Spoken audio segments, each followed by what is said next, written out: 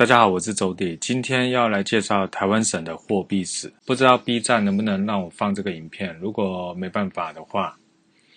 大家可能就自己翻墙到 YouTube 看吧。如果有兴趣的话，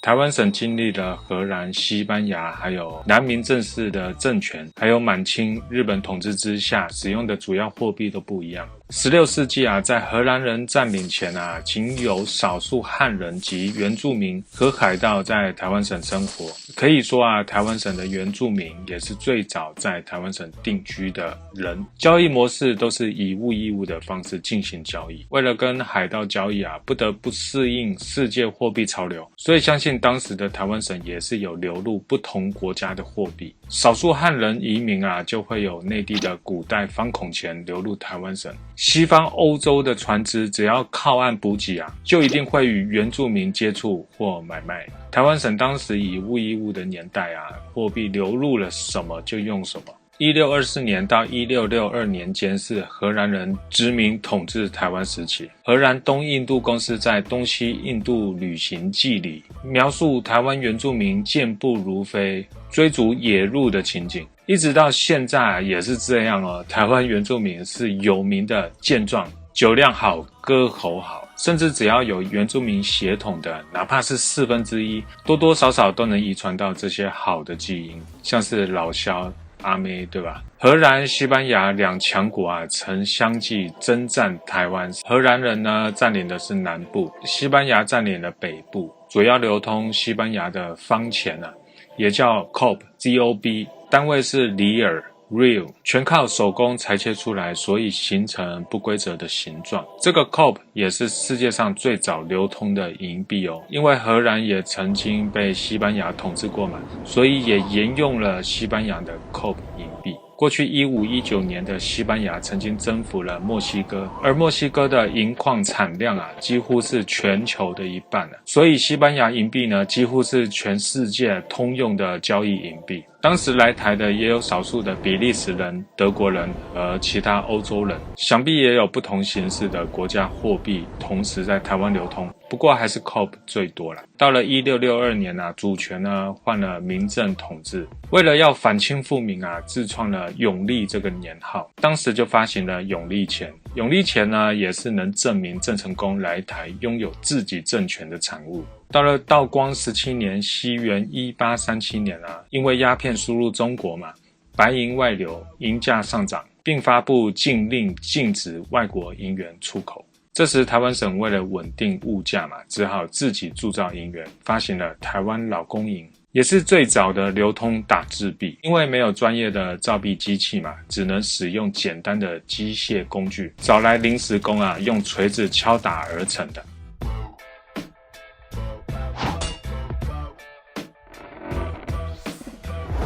外形上呢，有着台湾文化特色的民间习俗老公寿星、万宝花篮等吉祥图案因为没有西洋银元的精美，老公银饼的含银量又比较高，它呢重为6800分，含银量高达98成。因为当时是用元宝熔掉的银料下去制作的老公银饼，元宝的标准成色就是98成嘛。虽然只有6800分但是却拥有满满的6006分多的纯银。外国银元7002分，含银90%的话，实际上也只有6004分多的纯银量。尤其台湾老公银饼比中国第一枚基铸币的广东省银元早50年前发行的，所以一路来就被拿去熔掉赚取差价。这也是为什么真正的存世量比想象中的还要少老公银饼当时是非官方银匠打制的，所以制造出来时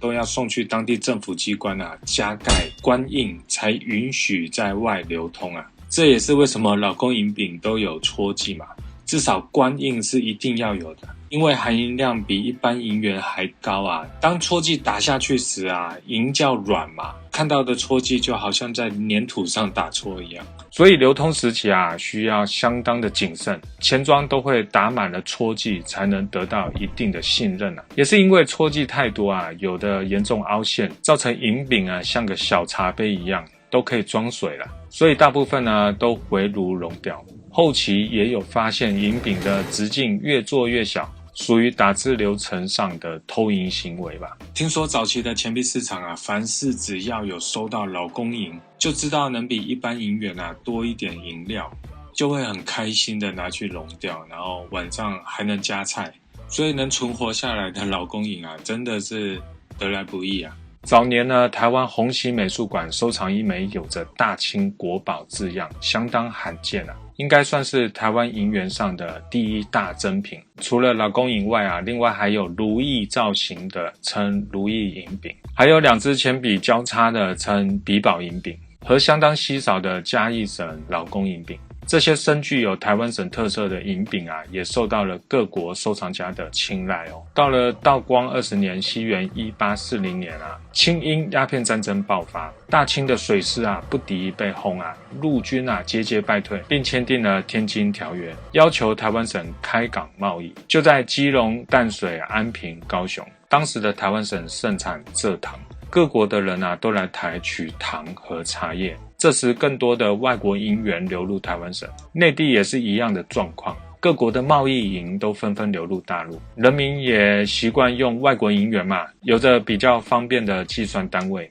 光绪9年啊，1883年清法战争，法国舰队封锁台湾省，攻陷基隆，这时英美法纷纷想占领台湾省啊，但最终还是只是当做一个远东的补给基地而已。受到鸦片战争的影响啊，其实内陆的经济一直往下滑，流入台湾的方孔钱啊，质量上越来越不好了，两岸经济都受到极大的影响。光绪16年，清廷批量生产中国自己的银元开始，其中一部分由淡水海进入台湾流通，大致上是广东、福建的两角一角。到了光绪19年，西元1893年，使用造蛋壳机器自制了两角一角的台湾银角。文字上呢，有分台省制造及台湾制造，因为机器压力不足啊，改制1角及5分的2种毫子。目前为止啊，台省的1钱4分式里还未有人看过实物。以前我们台北市集币协会过去有参观北京钱币博物馆，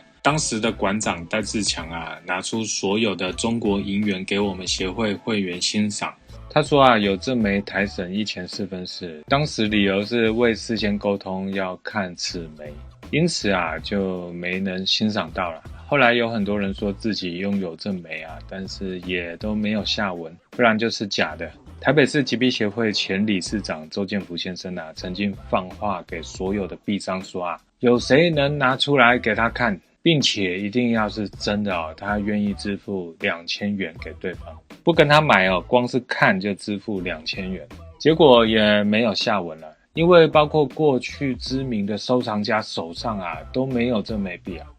光绪20年呢，1894年清日甲午战争爆发，台南官银票是台湾抵抗日军作为军饷所发行的占用纸币。不过清军连连失利啊，不得不签订马关条约，割让台湾给日本。因此台湾制造的毫子生产期限比较短，台湾流通的1角2角的银毫啊，还是以广东、福建1角2角居多啦。台湾光绪7分2厘啊，算是台湾小银毫里面比较多见的。因为日军占领台湾后啊，一般民众就不能再使用这枚银毫了嘛，只允许使用日本龙银。因此一枚无法流通的台湾7分2厘啊，在一般民众手上不能花费，只能拿来制作银饰啊、法饰上的装饰，或者拿来制作成纽扣或项链。难怪我们市面上常常看到这枚钱币有焊接的痕迹，品相也都很差。30年前，周建福先生称啊，当时在福军大饭店开店时啊，曾经在8年内收购过将近80几枚 UNC 的品相，至少都有64以上的，并卖给了其他同号啊币商。推测应该是来自当时兵工厂的厂长后代拿出来卖的，至今也都没有出现过如此美的品相。目前市场上看到能上64分以上的，应该都是来自那一批啦。OK， 台湾货币史系列我分3期讲，我们下次见，拜拜。币藏那些事的 YouTube 会员专属影片已经开启了哦，感谢大家多多利用。